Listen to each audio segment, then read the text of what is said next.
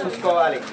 ఏమంటే పాపం పోవడానికే కదండి. అంటే పాపం మహాపాపం వచ్చేది 3వ రోజున, మామూలుగా కాదు. ఆ పూజ పేరుతో ఉదయాన్నే జంతువుని పూజిస్తారు. మధ్యాహ్నానికల్లా వాటి కాళ్ళు వేళ్ళు కోసుకొని తింటారు. హింస చేసి పుణ్యం వస్తుంది అనుకోవడం పొరపాటు. ఆ రోజు జంతువుని పూజించే రోజు. కనుమ రోజు మాంసం తినబాకండి, కనుమ రోజు మాంసం తినబాకండి. మారదలుచుకోలేదు అనుకుంటే ఎవరి కర్మ వారికి వదిలేయటమే. శాస్త్రం చెప్పిన విషయాన్ని కూడా కనుమ రోజు తినకూడదు. ఎప్పుడు ఏ రోజున్నా పూజ చేసి అదే రోజు వాటిని చంపేస్తారా?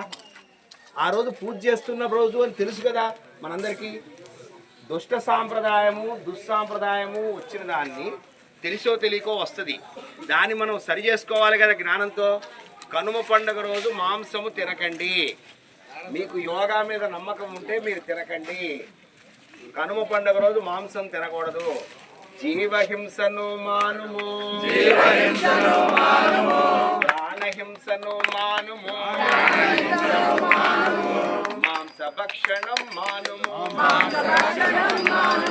జీవహింసను మానుము,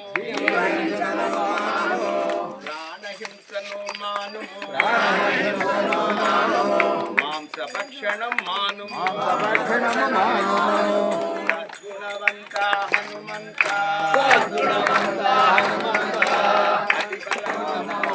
వానరనందన నమో నమో. ధర్మం అర్థం కామం మోక్షం, పెద్దలు చెప్పిన చతుర్విధానం, అతిక్రమించకు శాస్త్ర విధానం. సద్గుణవంత హనుమంత,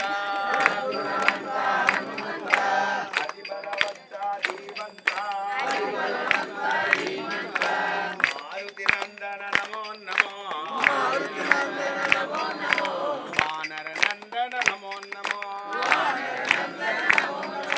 వానర నందన నమో నమో.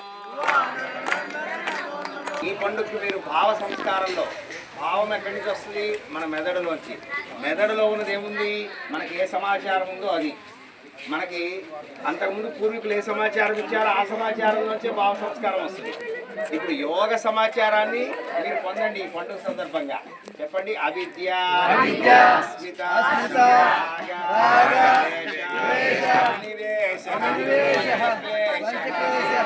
ఈ 5 క్లేశాలు పోవాలి.